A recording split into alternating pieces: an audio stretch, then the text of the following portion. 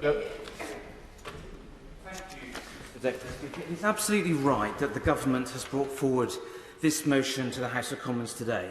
I heard the cries of Labour in yesterday's business statement not to bring this motion to the House, suggesting we should just get parties around the table.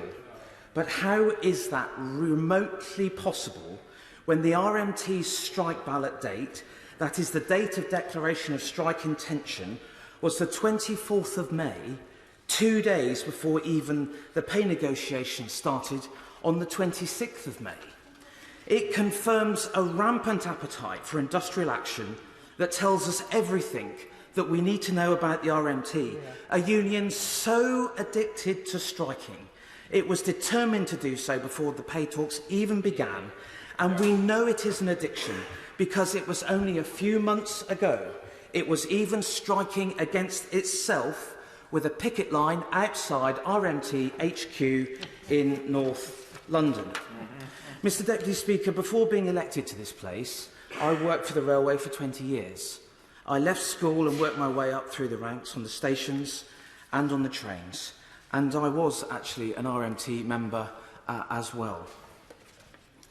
But if anyone in this House needs convincing that they should support the government's motion today against the RMT series of strikes, let me tell the House about something called RMT Broad Left, the hard left faction of the RMT union.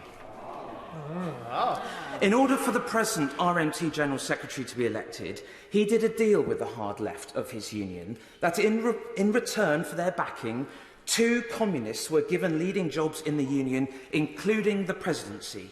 And they weren't just any communists, Mr. Deputy Speaker. They are on record as being anti-Ukrainian, pro-Russian separatists.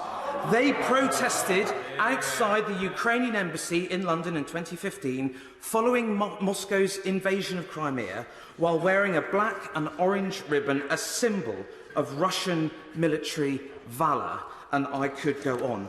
Mr. Deputy Speaker, this is very, very serious. This country faces being brought to a standstill by Putin apologists, Russian sympathising, militant communists that are bankrolling the Labour Party to the extent that it has bought their silence. We cannot allow that to happen. There is a deeply sinister element to these strikes, Mr. Deputy Speaker, and it is this Conservative government and this Secretary of State on the side of the taxpayer, the passenger and the staff, because we want to see staff in the railways have a pay rise, but we also need to make sure that we make the railway fit for purpose as well.